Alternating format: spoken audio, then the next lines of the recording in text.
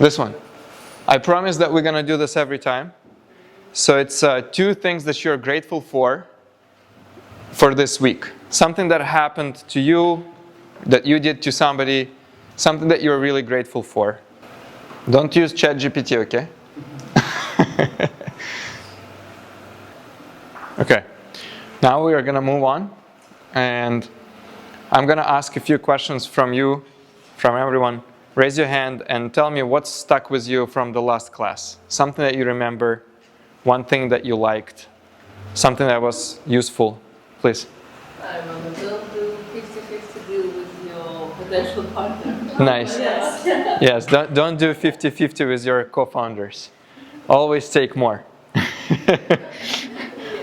Always have control. Anybody else?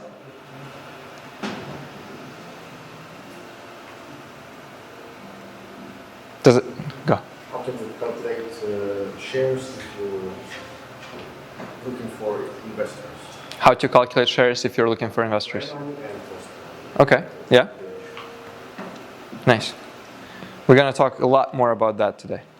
A lot more.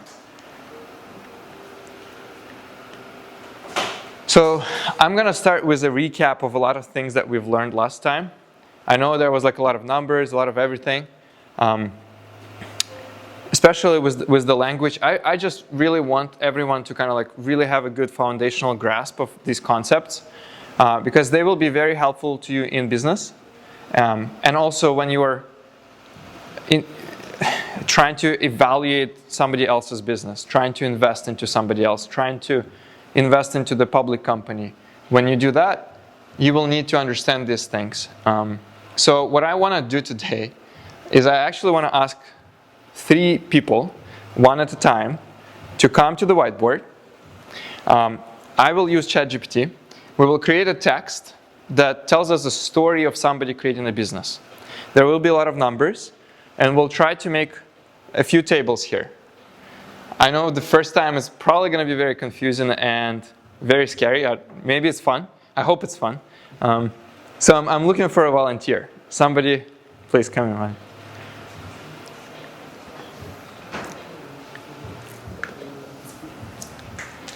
Okay. Gonna move away. We will take a look here. I want you to tell me the business. Some kind of like simple business, like a coffee shop, yoga studio, something like that. Ice cream shop. Ice cream shop, okay.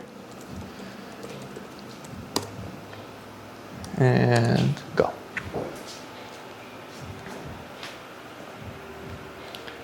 Okay. In the heart of the Venice beach, 2 best friends, Ava and Leo, decided to launch their dream business. It's a boutique ice cream shop with bold flavors. I think, have everyone been to Salt and Straw in Venice? Yes. Great ice cream shops, very similar. Yes. This one? I can zoom in. Yeah. Is that better? Yeah. Nice. Thank you. Okay. Salt and Straw, very famous. Brand. I think they're famous for the brand. Okay. So we have 2 people, Ava and Leo. They decided to launch this ice cream shop. They've incorporated as a C Corp called Scoop Studio. They've brought initial capital of 20,000. Vaughn, do you want to continue? Each investor. Yeah? Okay, it's going for the VSOP.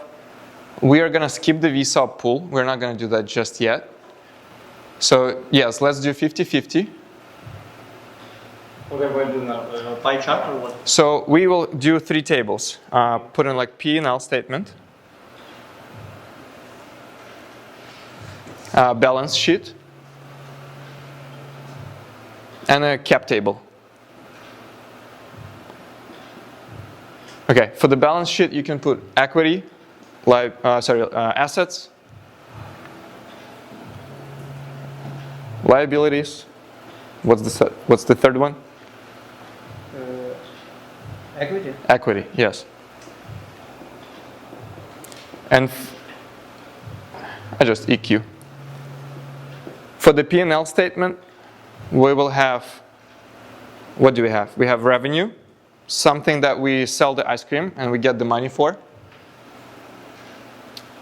Then we have cost of goods sold, right? How much does it cost us to actually produce an ice cream? The COGS. Then we have gross profit. That's how much we make from the revenue minus the COGS. Then we have OPEX, CAPEX,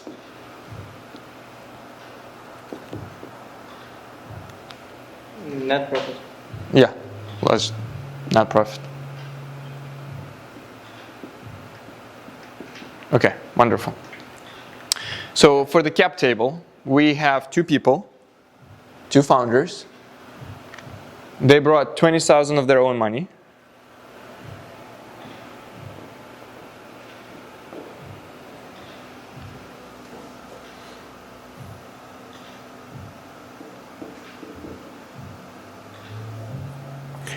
What I'm going to ask every one of you to do, meanwhile, is to do the same thing on the papers. So what Vanya is doing on the table here, I want every one of you to do on the paper as well.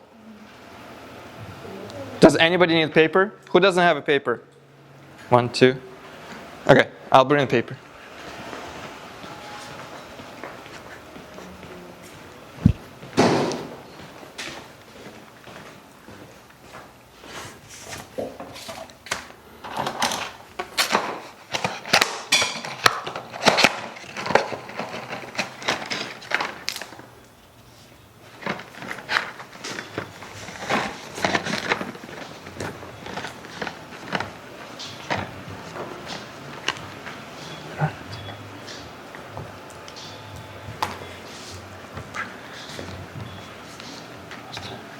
Everybody else has papers.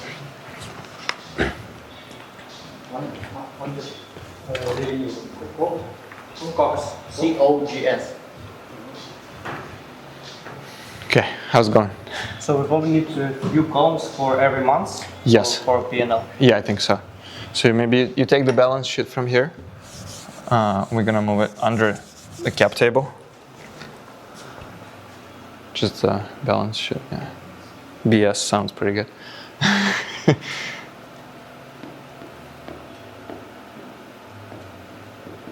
that's fine.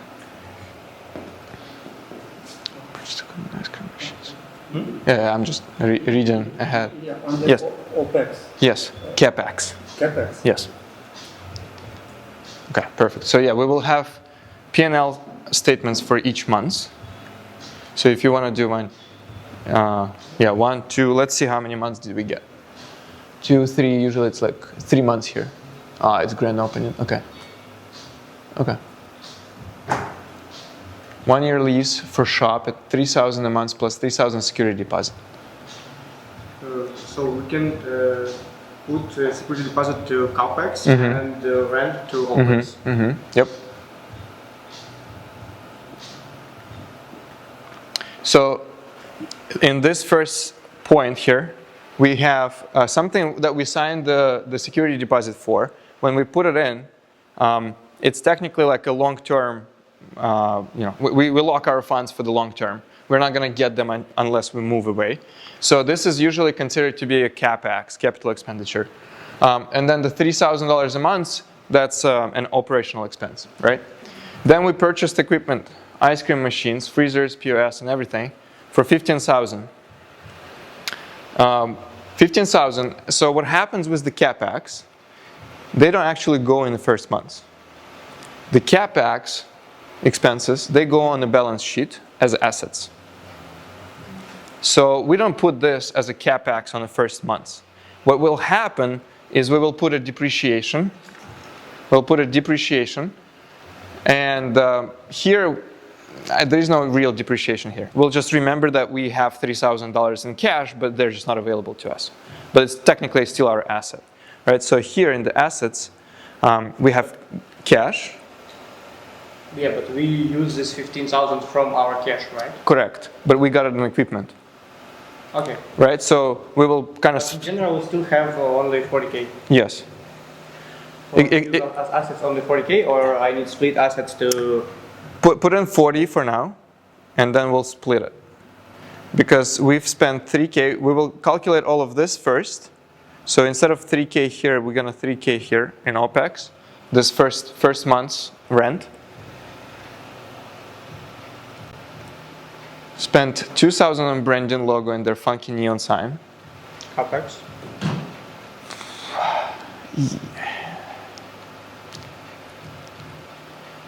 I want to say yes, because we can amortize this. So let's put it as a CapEx. Again, we're not going to put it here. We're going to put it into the assets. Because we've got our brand logo and the sign, right? So we spent some money. We've got some kind of like equipment, but it's not actually like... So the neon sign is the same as this equipment, but the branding and logo, it's not something we can have, right? So they're like intangible assets. We can still amortize them, but not depreciate. And then 1,000 business for licenses and permits. That will be just an OpEx in the first months.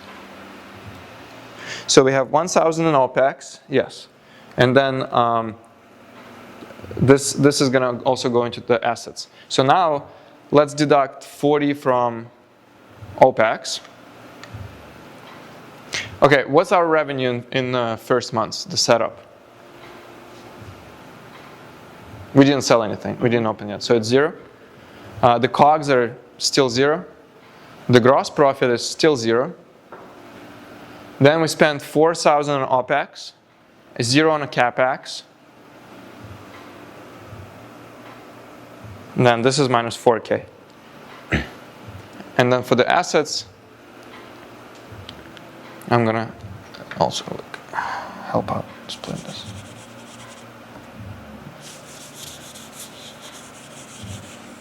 Let's split assets into the equipment. So assets, then it's like equipment, cash, okay, cash, equipment, and then intangible, those that will amortize. So what we're doing now is we're splitting the assets. So we have the balance sheet, right? The balance sheet is assets, liabilities, and equity. Assets could be cash, could be investments, could be equipment. And also we have, in this case, we have branding and logo that are like intangible assets as well. So something, yes, perfect. And you can put into each one of them, so cash, how much cash do we have left? 40 minus 6. How much? Security deposit goes into the assets. Yes. You can put like other just to capture this one. I don't think there's any specific name for it. Maybe it's like a cash equivalent. So if you put 15 plus, let's say neon sign is 1,000. So it's 15 plus 1, 16 in the equipment. Then we have 1 for branding and logo. Then we have 3,000 for security deposit as like other, or let's put it in cash. So just put 3K plus. And then let's calculate how much we spent. 4. So 4 here we lost, that's 36, minus equipment, that's 30, 20, right? 36 minus 16, that's 20, minus 1, And minus 19 minus 3, that's 16. plus 3. Yes, 3K plus 16. Perfect. So how much assets do we have if you put it all together? 19, 20, 36. 36. You can just put it under here, like total.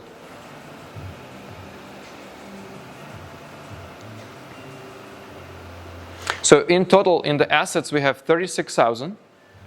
And then we lost 4,000 just on the opening. So in total, it's still 40,000, which makes sense. So like when these two tables add up, that's perfect. That means that you've actually calculated for everything. And what's really good here, what we're going to do is we are going to capture depreciation right now, and we will see how that changes the tables. So let's scroll down to the months 2. Okay, so we hired 2 part-time employees at $1,200 a month.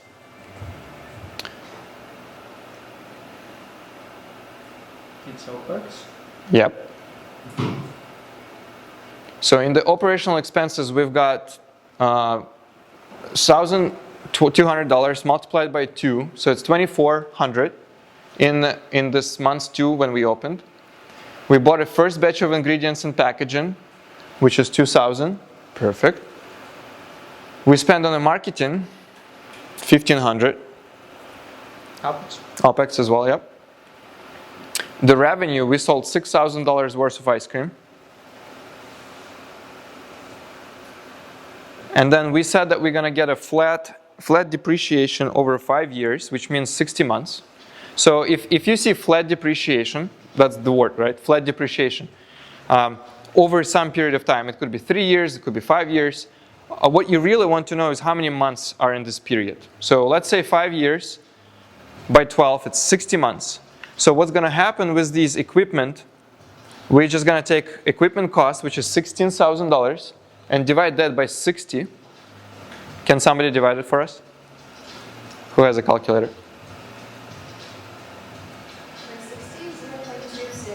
0.26. $260. 260 are going to go here in the capex. To 260.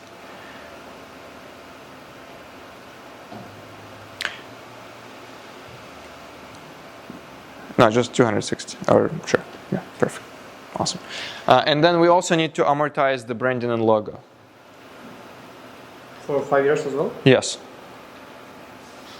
So who can divide 1,000 by 60?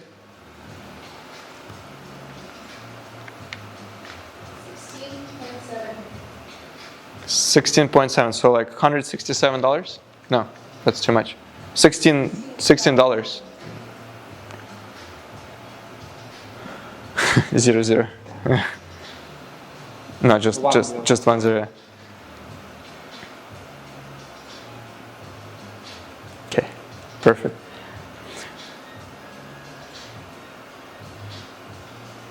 Okay, so let's calculate the gross profit here. 6 minus 2, 4K. Yeah. So and now let's calculate all the expenses. 3, 4, 4, and 1. Did anybody got to these numbers? And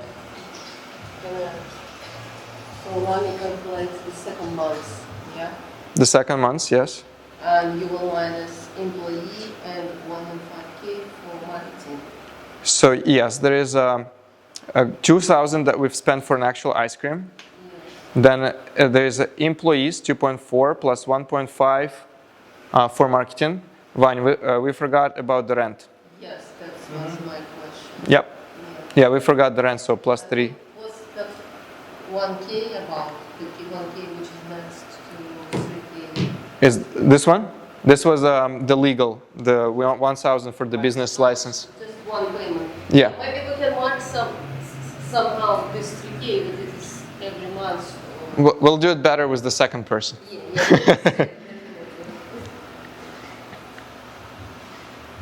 It's plus 3K.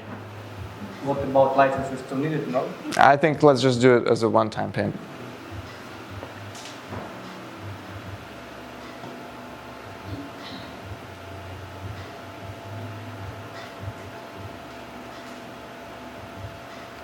No, plus 3,000. The rent. This is already looks like really good minus. Yes, that's correct. We're still not making any money. That's for sure. So we've spent 7,000 on operational expenses, and then how much? Like $267 on capex. So yeah, let's say just 7.5. Or sure, yeah, 7.4. And we had 4,000, so minus 3.4. Okay, now we need to redo the balance sheet. So let's do the new table underneath. No, just keep that one, and yeah. So for the balance sheet, what we want to do here is for the second month, we want to decrease the equipment depreciation and the intangible assets amortization. And then we want to decrease the cash by 3.4. Cash. So that was 9. Minus, 19 minus 3.4, it's 15.6. 16, no? Yeah, 16 plus 3, right? So, okay, we'll finish this one and then I'll ask questions and also explain a little bit more.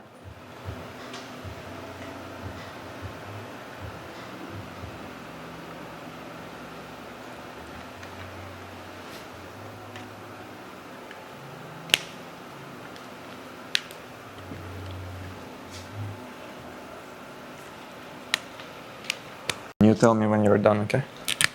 Tell me when you're done.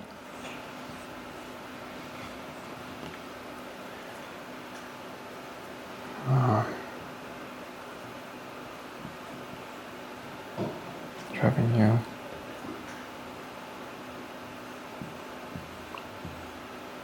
Actually, I got this.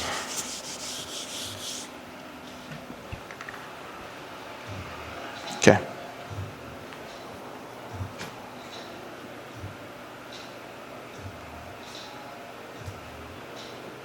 Whew. Okay. Great.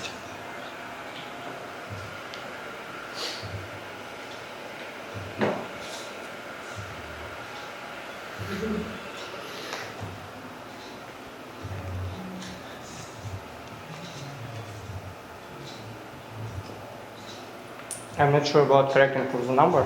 Okay. Yeah, let's take a look. So what I'm mostly interested in kind of explaining to you is the CapEx right now. Because it's a little bit confusing how the numbers are, but they should add up. So the 33,000 in assets that we have minus 4,000 and minus 3.4, it's like minus, so like it's 32.6. So they will add up to 40,000 still, right? So every month, from the cash that you've started with, the $40,000, every month that you lose money or make money, all these tables, both of these tables, they should keep adding up and they should be basically at even at what you've started. But with the CapEx, what happens is we are trying to depreciate the equipment. So we bought some equipment, we're using it, it loses the value. So we didn't add it on the first month, right? We didn't add this expense on the first month, but we added the depreciation of this every next month. So in your table, you can say, so we lost some value here. We must decrease our assets in balance sheet by that value as well. And then we also amortized the logo and branding, because that's what you can do with the logo and brandings. Like they kind of like lose value if the time goes by. You most likely will be spending some more money on it, etc. But for now, what's important here is equipment we depreciate and intangible assets we amortize. We did the flat structure, so over 5 years, over 60 months, we're just going to decrease it by $67 and $260, or yeah. And then we have to also decrease this balance sheet tables. And at that point, this number in the balance sheet, $33,000, is what our business has right now. It's something that we have to operate with. So if we want to buy more goods, if we want to spend more on the marketing, right? This is how much cash we have. And then the question is, well, how much does Ava and Leo, how much their equity is worth? So if Ava said, you know what, I'm tired of this ice cream shop today, I want to sell. Like I want to sell my equity and I want to go and do something else. How much would her shares be worth? How much somebody needs to pay? Like let's say Leo says, okay, that's fine, I'll take all 100%. How much should Ava ask for from Leo? 16.5 thousand. Yes, it's 33 divided by 2. And because you kept the balance sheet and the P&L statements and everything, you know these numbers exactly. And so you can always calculate it by that. Ava could still speculate that she did some branding and some logo and some designs that Leo is going to keep using. So she's like, okay, well, yes, on cash, it's 16.5, but I also did some work that I want to like be rewarded for because I didn't take any salary, right? Ava didn't take any salary. She was like, well, I was working for 2 months. I still want kind of like my money back. And that's purely negotiation between them two. It's like whatever they decide want to do, that's what they're going to end up doing. Okay, I think this is good. We're not going to go into the local bank loans just yet. But that would go onto the liability balance sheet. So we'll just keep track of that. And we will put the OPEX expense. We would put the interest. So we have 5-year term. So again, 60 months. 6% interest. This is annually. Thank you, ChatGPT. It calculated the monthly payments here. I wanted to do the math. To calculate the monthly payments, you would do that with your bank or whoever you take the loan from. And you will know how much every month you will be paying in OPEX to facilitate this loan. And then at the end of this term, you will still need to most likely pay out the loan itself, the $10,000. So that will be the liability, and the equity will be asset 33,000 minus the liability of 10, so it would be less. On this simple example, what kind of questions do you guys have? This is like super easy, very clear. Everybody knows exactly how to do it. No? What's not clear? Yeah, I mean, if I would do by myself, I think I would not do that, so need some help. But yeah, it's clear in terms like how we do it together with your guidance. But if I will ask a question if I do by myself, no. Yeah, that's a great point. Yeah, but it's okay. Yeah, that's really good point because most likely your accountant is going to be doing all of this if you want to pay for them. Or some software like Intuit and other software, they will do this all for you. All you need to do is to make sure you put in all the numbers correctly. What software did you mention? Intuit. Intuit. Well, that's a company. They have like TurboTax and... Intuit is by I. It's INTUIT. Intuit. Can you save this for us? Because, Yes. Because we'll have it on the report. Yes. And, Yes. You wanna do the whole thing at home? One more time? Okay. Okay, this is... Yes. It's not amusing to me why brand logo could be amortized this time, because sometimes usually it's getting stronger and it seems... It's true. Yeah. So then, It's true. Everything that you get from it later, it's like your earnings, right? So, but that's how much you spent to develop it. And so you want that to be amortized. You don't want to lose that spending, so you can use it as a tax advantage of like not spending this year, but actually amortizing it across all these P&L shits. Because if somebody comes in as an investor, they come in and they say, well, how much did you spend on your logo? And you say, well, I spent $20,000. They're like, wow, that's, could be a lot of money. And it could be a valuable asset, but they want to know how much you've spent, how much you already amortized, how much is left to amortize from that money. And then the value of that is something extra that it's like you can sell that to somebody. how do you pick for how many years? You just Yeah. They divided it. It's usually between 3 and 5, depending on how much it is. I think that's where the accountant is going to be very helpful as well. They will like help you understand also different states or like federal laws. They change in what you can amortize versus what you cannot. They can all change. But what's important here is that when somebody is helping you do this and you look at it, you know what you're looking at, right? Maybe you don't need to create it yourself ever, which would be great. But you're like, I'm a business owner, like I want to understand this. And I will give you a good example. We didn't get there quite yet, but I'll just do it for now. Apple 10Q.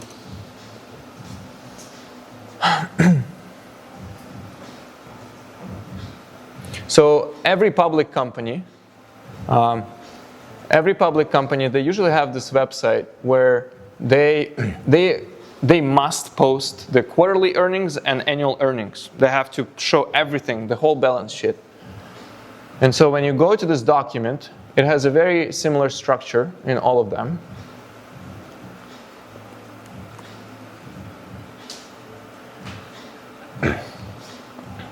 It's consolidated statements of operations. It's the exact same name for P&L statement. It has many different names.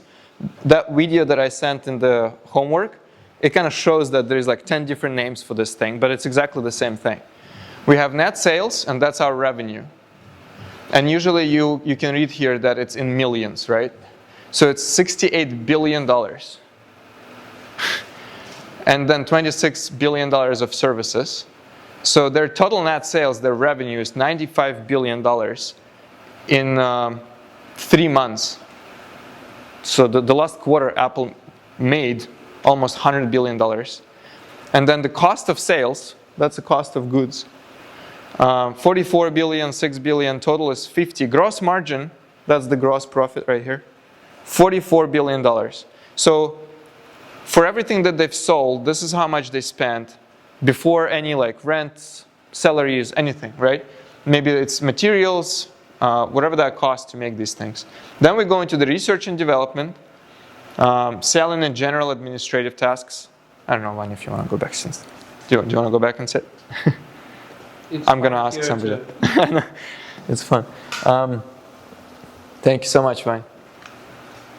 Then you will see the operating income. So that's everything minus the operational expenses, right? Other income or expenses, something that we didn't account for yet. Income before income taxes.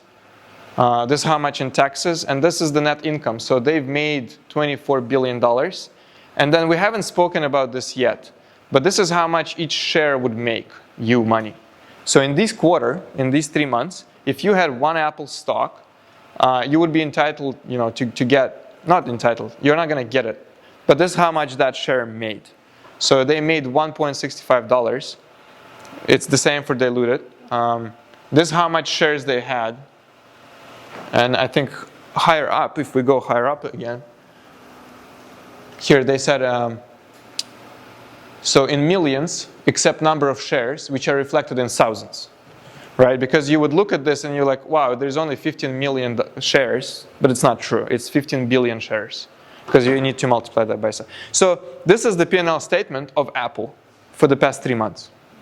So even if we don't need to create this, whenever we invest into stocks, we would want to go and take a look at this. Or better yet, we take this document, we download this document. Yep. Exactly. We go into ChatGPT, we say, is this a good investment? And well, it will most likely say it depends. But then it uploads the document, and this is not financial advice for those who watches us on YouTube. So yeah, it will tell you a lot of good information from this document, right? Net sales, even the 6 months. Yeah, he took the 6 months. We took a look at 3 months. That was almost like 100 billion. I wouldn't trust ChatGPT with math at this point. That's pretty bad at like calculating things. But you can see like what it parses out, and this is a great educational resource as well, right? You take this, you plug it in, and then you go back to the document, and you're like, okay, well, where did it take that information from? And you try to like piece those two together, and then you try to find mistakes in ChatGPT. Then you're an expert. So these are the risks, summary, etc. We'll take a look more at these things. They're very comprehensive. They have so much information. Here's the balance sheet, right? Here's the current assets, non-current assets. The current assets is the 1-year assets. Non-current, current liabilities, non-current liabilities, and the equity. So, this is exactly what we are covering here. But they also tell you the story in these documents. They also tell you a lot textual information. If we scroll past all these, a lot of times, they will tell you things behind the scenes. They will tell you, it really depends. A lot of times it's in the annual reports, but these also, here, management's discussion and analysis of the financial conditions, right? And they will say, well, the company periodically provides business season. Here, they will tell you exactly about their iPhones and iPads, everything they're doing, everything they're looking into, things they like kind of hoping to launch. So you can read through this and get both qualitative and quantitative analysis. The numbers and the story, both matter. Because the numbers could be great, but what are they doing with that cash that they have, right? It's like, are they doing a lot of research and development, or are they spending it on increasing operational costs? Okay. How are we doing on time? 6. Okay. Let's take 5-minute break. Okay. I'm gonna like, you came here to learn, so I'm gonna ask all of you. Do you want to run this one more time, or do you want to move to the next topic? Who wants to run this one more time? Raise your hand.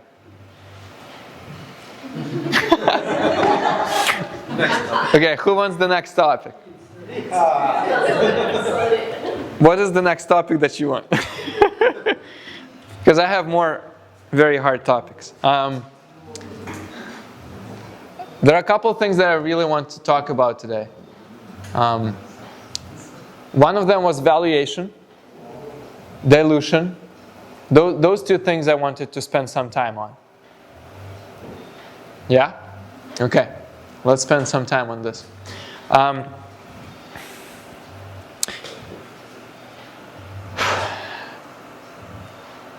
So for the valuation, who remembers this? I think, Vova, you mentioned, right? Who remembers the pre-money, post-money? So the pre-money is how much you value your company before an investment, right? Before you take money from an investor, what's the company valuation? How much do you think it costs? And then the post-money is what you think, what you thought it's going to be like. You thought that's how much my company is worth, plus the new investment. So in this example here, you have $1 million investment at $4 million post, which means, before the investment came, it was $3 million. Very simple. Why do we care about these numbers? Why is it important to remember these numbers? Who remembers from the previous class? What do these numbers? Percentage of equity. One, Vanya?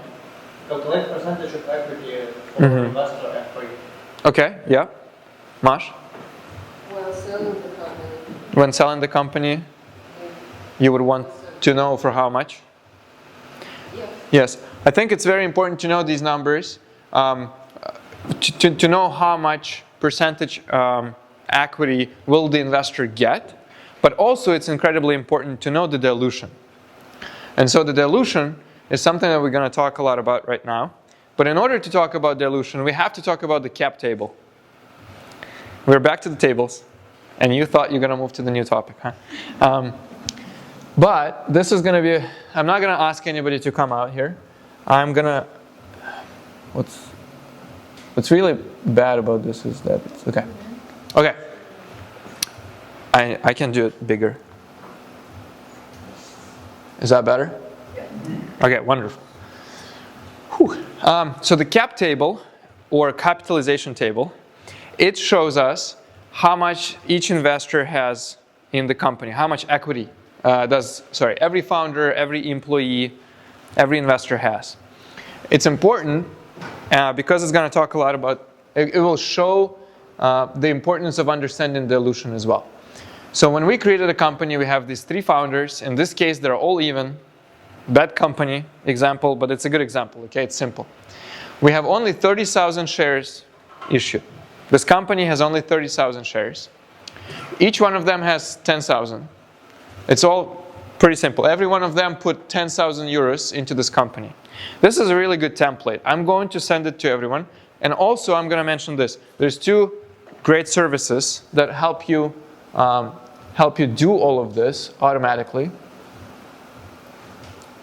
And here, it's Carta. I'm going to also zoom on this. These two services, you can put them down because when you will create a C Corp, it's really good to sign up on, like I use Carta a lot. What it does, it helps you issue all the shares for the founders and then keep issuing the shares to your employees and investors. It helps you keep all that table together. So here, we're going to do the following. Let's say you have 3 founders, but then you want to start hiring people into your company. You want to hire them, but let's say you don't want to pay salary. No salary, you want to give them equity. So in order to give them equity, you didn't have it before, so you need to create it. So what's created is this, it's called option pool.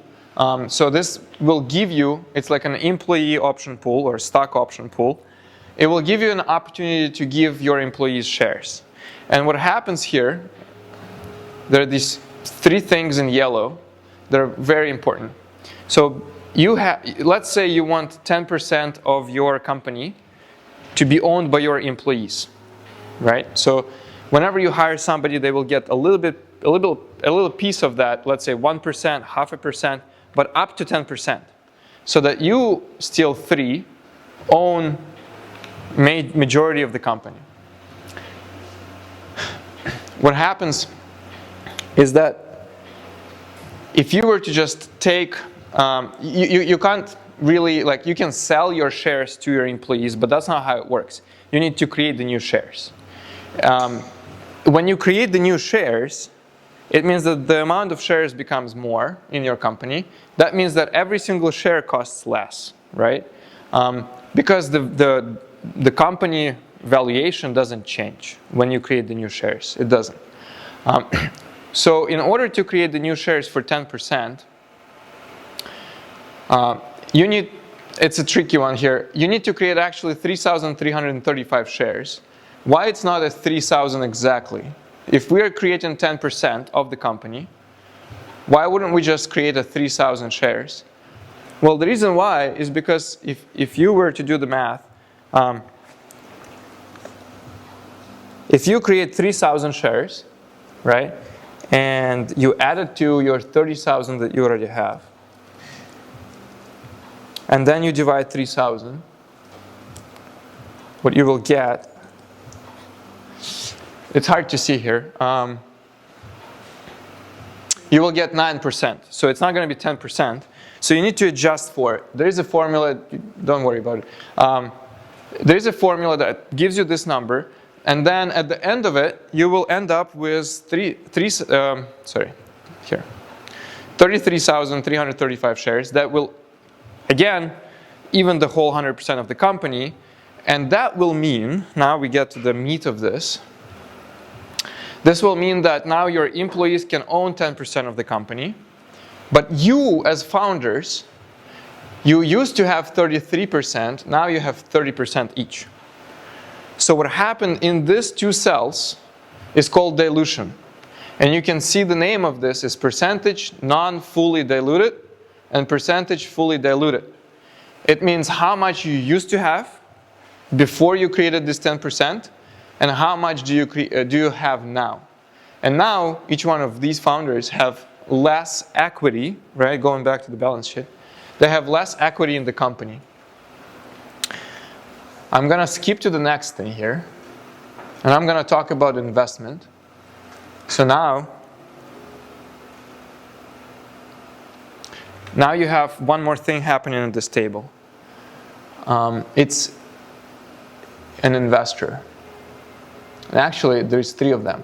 So I would love for you to appreciate this table because it's really, really good. The reason why is because it shows you the foundation, that very first step that we had when we created the company.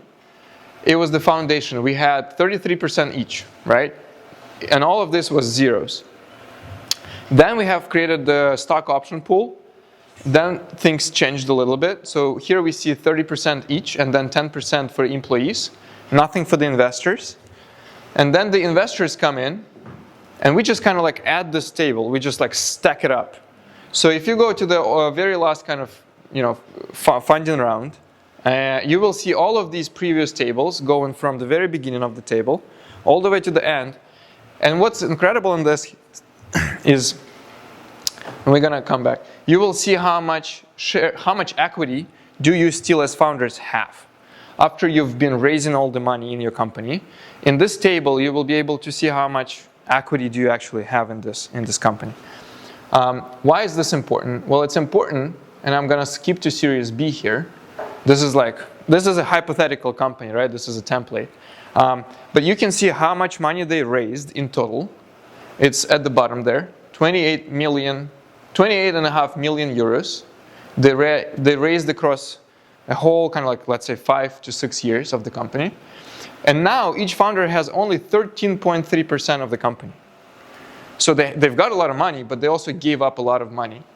And this is dilution. Okay, when I say dilution, this is exactly what we mean. It means how much dilution did happen because of investors, new employees, the stock option pools, all of those. Like each company is like a living organism, right? And we learn skills, and we also get bad at some other things, and we dilute our skills with other new skills. So if I wanted, to learn a new language, I might not spend enough time on tennis court, and so I'll become worse at tennis, but better at Spanish. So I've diluted my skills in tennis. It's similar here, where I've diluted a little bit of my company, but I also have a stronger company. And it shows how much shares I have. I still have 10,000 shares. What we didn't take a look at is this top part here in the green. And this talks about specific round. And so this is the last one, right? This is a big round, Series B. It shows the share price here. So if we were to go back to the previous rounds, so this was a pre-seed, the share was 105 euros. So this is how much it cost before, 105 euros. And our company was valued at $3.8 million. And again, you will see it's post-money, right? Wherever you look at this cap tables, you will keep seeing the pre-money, post-money, share price, and how much the actual investment amount is. I'm going to walk you through the pre-seed, and then we'll move away from the tables, okay? Just a little bit more, just a little bit. So you've created your company, you've started your ice cream shop, and then you want to raise 300,000 euros, and for some reason you think the ice cream shop is worth 3.5 million, and your investors agree on that. They say, yes, we think that's true, that's accurate. So what happens here is each of them is going to give different amount of money. So, first investor giving you $50,000, the second one is 100, and the third one is 150. So each one of them is going to have different number of shares given to them. We will talk later on how you can structure this deal. Like, what do these money represent? Not today. Well, maybe, but not right now. So I'm going to skip this interest. Just remember this. Convertible note. Convertible note is a term that tells that this is something that you give your investors for their money. And that's their piece of paper that they can claim they have, something in the future they can come and take the shares from you. So this is how much shares they would actually get. This is how much they've actually invested.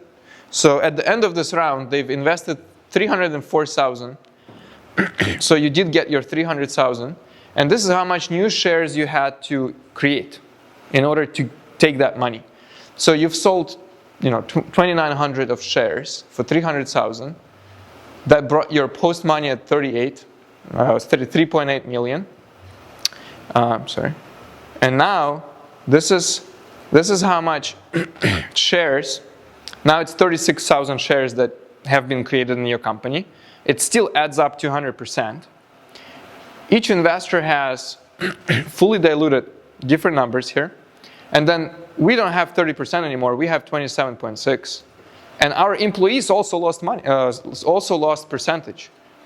And so what happens, and what's important, is that everybody who already has shares in your company, with every next stage, they will keep losing a percentage equity, but what they are going to gain is the change in the price of the shares. So if we were to go here, or let's go to Series B again. Remember I told you it all stacks up so nicely. So at the end of the day, when the new round is created, you give your investors this, they will love you. The reason why is because it's so clear what happened with your company. And then we can see also here that in the first round it was 105 euros, then it grew to 215, then it kept growing to 600, and then finally right now it's at 1300. So you still have 10,000 shares, but each share costs so much more. So every founder right now, they have $1.3 billion or euros worth of shares, right? Even though they only own 13%. And so remember how we were talking last time about different types of shares, how they can vote, some can't vote, some have preferred share. So like, even though you have a small percentage, you can still vote and make all decisions. Don't be afraid of bringing on investors. Don't be afraid of taking their money, giving them a little bit of your company, because you can still have control over your company. What's important to remember is the dilution. A lot of investors are going to be talking about dilution. The reason why is because if you take too much money, right here, they took 20 million euros at 100 million post-money valuation. What if your company actually can't be sold for that much money? What if your company is either sold or goes public, right? It's, the game of hot potato. It's when everybody stands in a circle, there's a very hot potato and you have to throw it to another person. You don't want to end up with that cold potato. It's kind of similar, but not quite.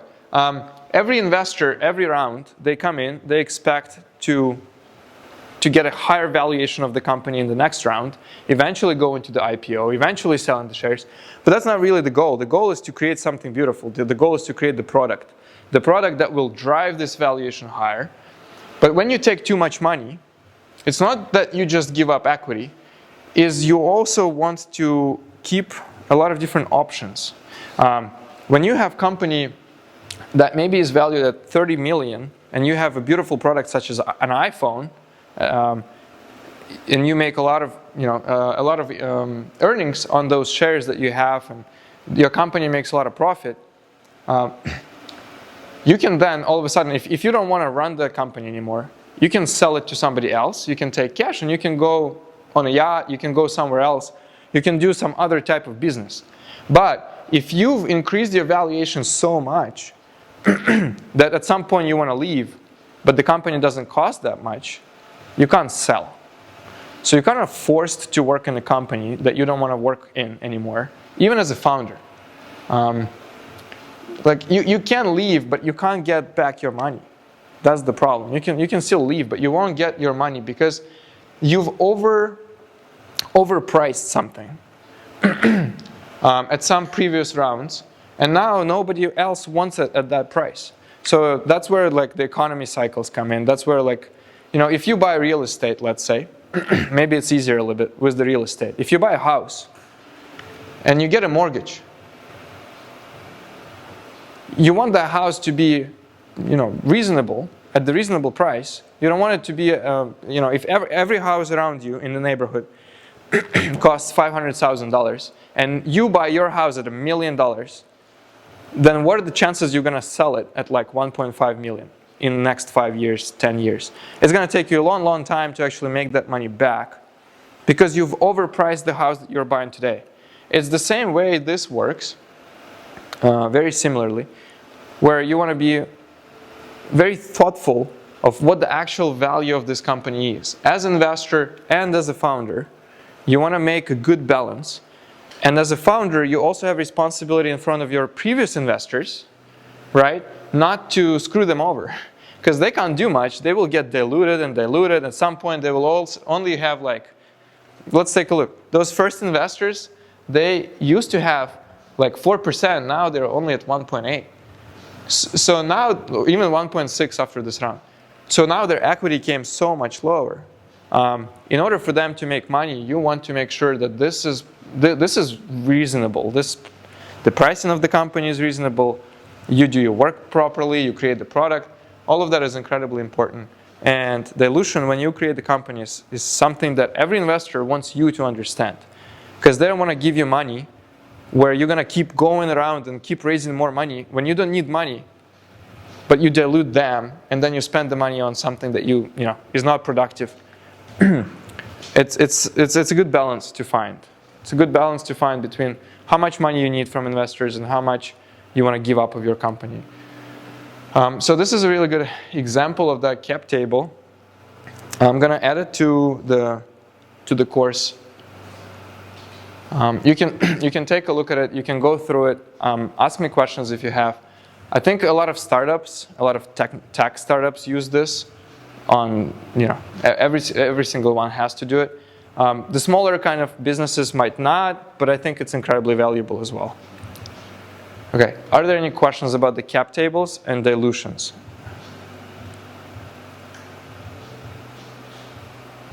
All good? Doesn't understand anything. What the hell is this? Okay. Yeah, I will try Yes. questions. Before you sell the stocks, Mm-hmm. both of three co-founder should agree Mm-hmm. to make this. Yes. Or, for example, if two agree sell the stocks and Yes. one doesn't Yep. want to, they can sell or not. Yeah, it depends on how much equity each of them have. For example, like this. Yeah, for this one, if two founders agree to sell, or not to sell, but like let's say bring the investor, right? They agree to get the money and sell shares to investor. Then because they had 33%, they had majority. If we go back to this one here, 33 plus 30, like they have more than this one third founder. So technically they can force it to happen. If one of them wants it and two other ones don't, then he can't do much. Just to go back to last class, there is two different types of stock. And one of them can have 33%, but if they have that class B common stock, where each share is 10 votes, technically that one founder who has that stock could still overvote everybody else. But I think it's a little bit too in the details. For simplicity's sake right now, we'll just say that the number of founders, they all have the same shares. If two of them want to bring the money, then they can. If they don't, they can't. Any other questions on this one? Okay, good.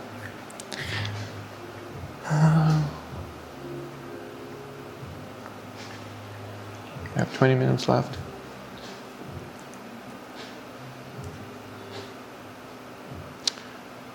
Another topic that I had for today is how to raise money. Like, what are the different stages that we can go through as a company to raise money? So I'm going to talk a little bit about this. And you saw those different stages, those different tabs in the document. But I'm going to talk a lot about kind of like taking you on a journey on like where can you start and then where do you come when you want to create your company. I think I'm talking a lot about like software companies, the big companies here. I hope it's still going to be applicable to a lot of you who want to create, like a business, any type of business really, because you might end up a lot of times you might end up at pre-seed or seed levels, and at some point you might just stop raising because you don't need to, because you're making profits. If you're making profit, you don't need to raise money, right? You can build like coffee shop, you can build a yoga studio, anything that brings you money. That maybe you don't want to get investors because then you have responsibility in front of them. So you kind of like always want to know how far you want to go with this and what is your ultimate goal. But there are different stages. When you raise money, usually we call a pre-seed round. something when you just have an idea. You don't have any product. You have an idea. Usually, it's great if you have already sold the company before. If you went through the process of creating a company, making a business out of it. Maybe you had a business back in Ukraine. You come here. You're like, I know everything about restaurants. I know everything about let's say bakeries and coffee shops. I know Tanya did a bakery. And you want to create a new bakery here. You can raise money from your friends, from family, and angel investors. So we'll talk a little bit about angel investors and who they are. And then you start working on your company. You've got this money, so you don't need to put your money into it, right? If you don't have a reputation, if you don't have enough friends or family who can sponsor you, then you're most likely going to use your own funds that you saved. So that's why, going and working and saving your personal funds and then finally leaving the company and going and creating your business makes a lot of sense. Because you want to have enough resources to create your own company. Another way to do this is you can take a loan from the bank. For the physical businesses, such as restaurants, shops, etc., banks are happy to give you the loan. Like, it's not that complicated. And especially if you own like a real estate where you do it. So if you buy the physical space, you can use it as a collateral. So you can say to the bank, like, if my business goes down, at least you can take this building and sell it. And it's pretty much just like buying your personal house, but you just calculate the numbers. So there's a lot of different ways to get this pre-seed money. And it's pre-seed, so it's funny because I think like 6 years ago, there was no pre-seed. Nobody really raised the pre-seed rounds. Everybody started with the seed. And it makes sense because there's this like a seed of an idea, you plant it, you grow it into the tree, right? That's where it came from, it's the seed. But then there is actually so many investors that want to give you money and try to make 100x return. That's what usually angel investors, what they're looking for is 100 times return. So if they put $10,000, they want 100 times of that, $1 million back. So because there was so many investors, people created the pre-seed. They didn't know what to call that because there is really nothing before the seed. But they call it pre-seed, and that's the round that comes usually like right after you have an idea and you have a good track record. You've already done something.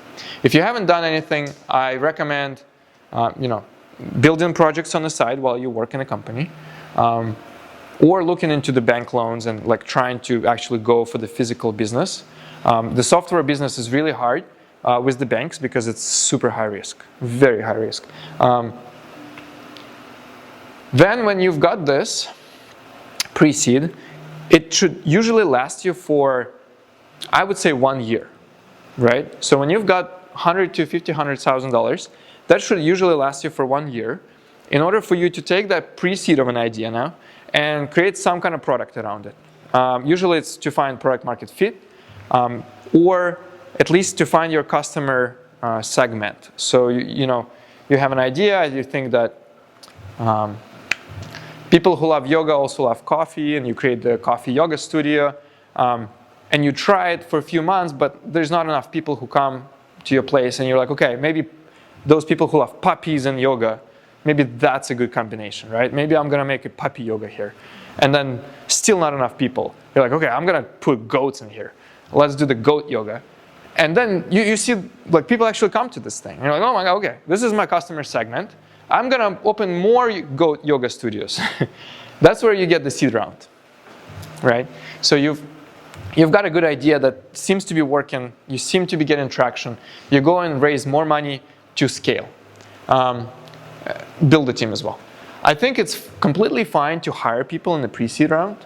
But again, the term that you want to understand very well is the burn rate. The burn rate means how much money do you burn every month, and that's pretty much the expenses here. But we use like burn rate as in like, yes. Do you pay yourself a salary, and if so, how do you decide how much to pay yourself during that time? You can. It's completely your judgment. Whether you want to have a longer runway. So runway is another term. It means how many months of cash is left for you to operate the business, right? So the burn rate is how much you spend monthly, And the runway is how many months do I have left. If you think you have a lot of cash and you don't have your personal money to cover the expenses, you pay yourself salary. Usually it's the lowest you can pay in order to support your lifestyle. Sometimes if you don't pay yourself salary, you can take. So this salary to equity ratio is usually something you take into consideration. Maybe you take a higher equity and say to other partners in the business or investors that you're not going to pay yourself anything. So that puts more conviction. So people believe you more. They're like, okay, this guy is really serious, or girl. They're going to go ahead and actually do this business. Okay. Perfect. This is just a visual graph to see like the pre-seed, the seed. Okay, I wanted to go through kind of like the year progression. In what year? So the seed round, the pre-seed is usually good for like a year. Then you get a seed. That should usually last you for 2 years. The Series A, that thing depends. It depends on what you want to use that money for. If it's global growth, you want to go into other countries, usually you don't really do that at Series A yet unless it's necessary. What you do is you really build out the team. You usually open up a second office or a few more offices in different locations where your business operates, or you double down on the product development. Maybe you had just one product, right? The Goat Yoga Studio. And then you use the seed to open more locations. And then you're like, okay, well, Papi Yoga Studio didn't work in Santa Monica, but maybe it's going to work in Oklahoma. And so what you do is you now start spending a little bit of money here on like research and development. In different places, you try different things. With Series A, what should happen is ultimately you have multiple different products now. So you build out the team. There's different teams. There's like, financial team. There's a lot of marketing, customer support, technical team. And you kind of have multiple products going on. So that if one product starts to lose the interest, right? You don't have only iPhone, you also have iPad. Yes? Is he downstairs? Here's the card. Who wants to go? Thank you so much. So that's what happens at Series A, right? Series B is even more serious. That's where you usually try to go global and see, do they also like yoga in Europe or India? Maybe you start, if you have any manufacturing, you start trying to put this manufacturing outside of the country to make that expense more optimal. So that's where you start to optimize a lot of this stuff to keep growing your profitability, etc., etc. I always forget. Okay. So we spoke about friends, family, and angels. We spoke about angels and micro VCs, and then in Series A, you get institutional VCs. These things now, they move around. It doesn't have to be this way all the time. You can get institutional VCs for the seed rounds a lot of times as well. I'm going to skip this. Okay. This is a good one. I think this is more appropriate for the businesses. To understand where are their investors' money come from. And if you understand who that investor is and where their money come from, you can be more aligned with your investor goals, right? So it's the same as if you're building a product for your customers, you want to understand what your customers want from this product, what are their goals. It's the same with investors. Technically, your investor's product is your company. Like they buy your product and hope it's going to get better. So where do they get money is important, and it tells you these things. How fast do they want the returns? So is it like they want it in 7 years from now? Is it 2 years? Is it 10? Like, what's their time horizon? How much am I going to be pressured into making them a return? And the return can be different things. It could be an initial investment. So remember I gave an example about the Shark Tank, right? We spoke about Shark Tank, where sometimes investors say, I'll give you $100,000, but I'm going to take 50 cents from each sale until I make my money back, and then I'm going to keep some equity, and I don't care about that. Like, if that grows into $1 million, that's great. If it doesn't, at least I got my money back. So like, how fast do they want those returns? How much risk they can take? The reason why it's important is to not get into any lawsuits right? If somebody comes in, they put money into you, there is some clause in the agreements, and all of a sudden it takes you like 6-7 years and you're still not there, you're still not really giving them money back, or you're not increasing their money, maybe you lost the money. All of a sudden they're like, I really need that money. Like, yes, it's my due diligence as an investor to do that, but sometimes, people could be very opinionated. And so you want to know what's their risk, like what are they looking here? Are they fine losing all $1 million or $2 million that they put into you? Or are they going to be stressed? Are they going to keep calling you at night, like putting a lot of pressure on you? They're going to tell you like, no, let's outsource our development to India, or like, you got to start doing like, you can't really tell them no. They can still keep calling you. So it's really good to spend a lot of time looking for good investors. It's the same as it is with the employees. It's like you want a great employees, you also want a great advisory board, and you want the great investors. And this is the third point. Are they going to be hands-on or hands-off? Are they going to try to like tell you what to do with your company, try to like sell their other company that can now build your engineering? Maybe they have marketing team there. They're like, you should talk to these guys. Or are they going to be like, here's my money. God, I hope it works out. I'll see you in 5 years. These are all different types of investors. Here's a little bit more. So we're going to go through all of them because it's pretty easy and we have 10 minutes. So the first type is the founders, called bootstrapping. You use your own savings or credit cards. Don't use credit cards. Use the bank loans. Use the credit lines, right? We spoke about the credit lines. Those are pretty good. The typical check is 1 to 50, and your time horizon is pretty much how much money you have, right? It's like, unless you die, you're going to be committed to this thing. Hopefully, at least that's what the investors want to hear. It's like, this is my life. I love doing this. If you didn't pay me, I would still do this. They're like, holy shit, okay, this guy, they see something in this. I'm going to take it on. Then the next one is friends and family. Look around the room. You have a lot of friends. All of you came here to either build a business or learn how to invest. You can partner. You can ask for money. You can make an offer. Maybe you buy Airbnb together. Like whatever that is, you can bundle money together. That's a friends and family. Supportive, but they might not understand the startup risk. I think that's pretty accurate. I had my family put in money, and they're like, "Are we gonna see anything from this?" Like, I don't know. I'm still working here. I'm trying. What's pretty good about this, actually, and like, I can't stress this enough. Asking your friends and family to put in money, even like if it's $1,000, $2,000 on a first pre-seed round, very valuable. Because if you actually make it work, you made all your friends and family rich, and it's a really good place to be. They're going to be incredibly grateful, and moreover, they're most likely going to fund your next project with that money as well, right?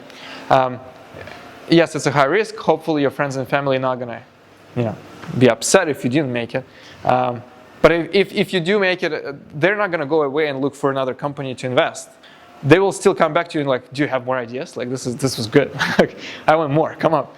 The next one is angel investors.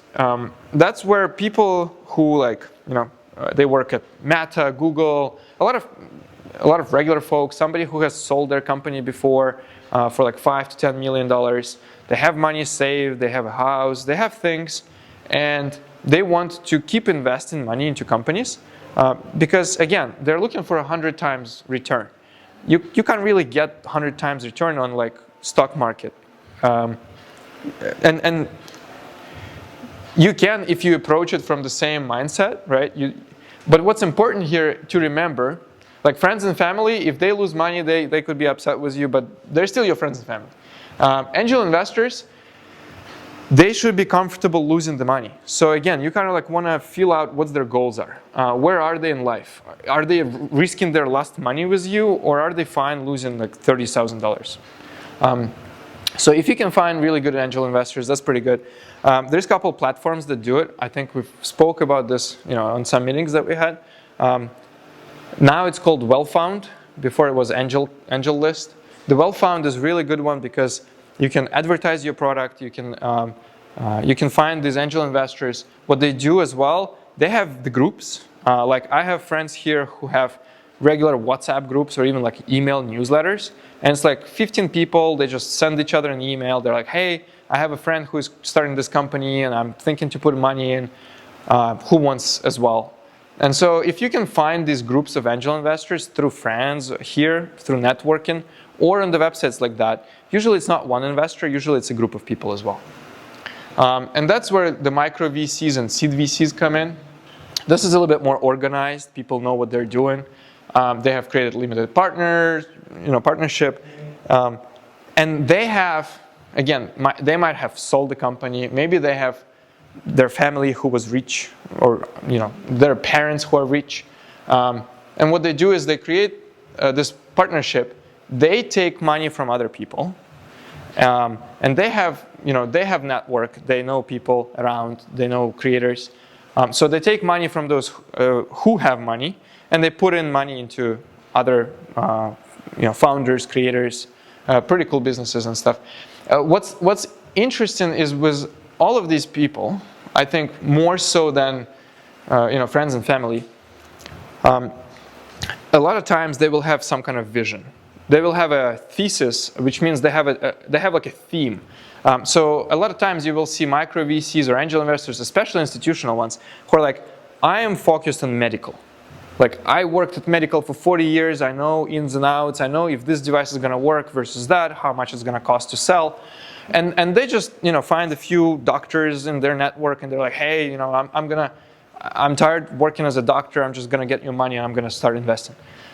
So some medical, ecological. A lot of times you will see like some VCs, they want the company to be about ecology, the climate. They want to help the planet. Some could be about animals. Some could be about software technology. Some could be like social. Some could be B2B, which is business to business. Some could be business to customers. A lot of different directions. And so when you're looking for these, for these people, there's plenty and resources, and I can share with everyone if you guys want. Like I know on LinkedIn, I get posts of like, here's the 60 different funds that are looking to invest right now. And you can go topic by topic, and what happens is you basically just put in your pitch, right? You put in like a deck, a presentation, and you put that as a pitch, and they take a look at it, and they can email you back and say, hey, we are actually interested. Let's have a call. We're going to talk to you, see who you are, what's your story like, what's your cap table is, what's your balance sheet and stuff, and like what's your idea. And they will make a decision whether they want it or not. Institutional VCs, these are usually the companies who have already went through many different rounds of investments. Usually what they do is they collect a bigger check. So the micro VCs, remember I said they might have a rich family, or like they've been doctors and just saved a lot of money. These guys have already went through this pass, and they've invested into the companies like Twitter, Facebook, Lyft in the very beginning. They have $1 billion, $1 million. So institutional VC companies, they target those people. So usually what happens there is they collect 10 to 20 million kind of pool, and they disperse that pool across 10 companies, and they do it once a year. So every year they collect $20 million, and they put into 10 companies, and usually their thinking is that one company out of this 10 will either 10x, ideally 100x. And even if 9 other completely lose the money, like they don't make any money, that one company that made it is going to offset all the expenses from the other companies. The corporate VCs are usually like Google. So those are companies themselves. Google, Facebook, they have their like internal venture capitalist firms, and they invest money into the companies that they think are aligned with what their company is doing, so that they could already have equity in your company, and then they can just buy you for less money, and you come and work in Google. Private equity is even bigger than institutional VCs. These are usually pulling money from other VCs. So right, you can see this pyramid kind of like growing, right? So like you start from like you as a founder, or whatever. Friends and family and angel investors is like small little fish. Then the micro seed VCs start to grow a little bit. Institutional and corporate is the next batch. The private equity, and those are like the biggest ones. They usually put in like 100 million deals. Like they do a lot of medical stuff. Like their one check to one company is like, between 10 and 100 million plus. Strategic investors are really important. Never forget about them. You can get, one investor who is great. They put in all the money that you need, but you might still bring a few that can put a little bit less. And what happens is you get them as your advisors, right? So with these VCs, you can ask a lot about the introductions to other people, to other companies. Very helpful. The strategic investors, they will meet with you more often, so you might get more value out of them. Last 4, I'm going to really quickly go through. Crowdfunding, that's a Kickstarter. So you don't have to go to the investors. You can just go directly to your clients, right? And you say, hey, who in my neighborhood wants the Goat Yoga Studio? Let's just pull in money. I'm going to create it for you. GoFundMe is another one. Yep. Accelerators. These are like little small things that the law firms,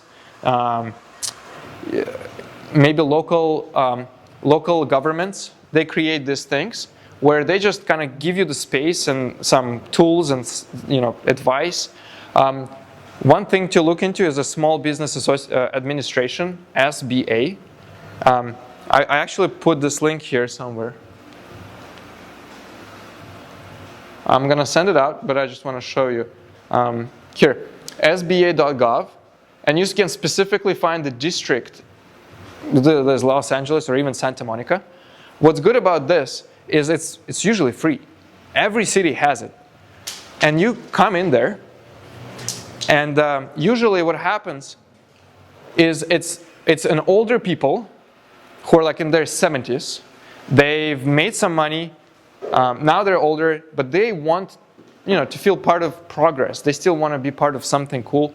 And they come and work with the city to help people like us to make connections, to find funding, to help us with grants, for example, a lot of other stuff. They could be lawyers, they could be accountants, they can help you with a lot of things, and it's usually always free, which is I think it's incredible. Okay, last 2, combinators, very similar to accelerators, but usually they're private held, and they still take percentage of your company. And then the hackathons is another good way to do this. It's usually more common in software business, where what happens is it's like a contest. People come for 2 days, for 1 week. They can be virtual, but usually they're on site. You come in, you partner with different people, you code, you develop something, and then you show it to the panel of judges. And usually you get money for that. And it's usually just the prize. So you don't get actually to give up equity, but sometimes you do. So it's a really good resource as well. I think we're done for today with the class. We're gonna shift into. Thank you. Okay, we're gonna rejig things a little bit. I'm gonna close this. We're gonna put Yulia in here. She's somewhere. Okay. So she's gonna come back and talk about Airbnb, real estate in the States. And I'm certain it's going to be very interesting.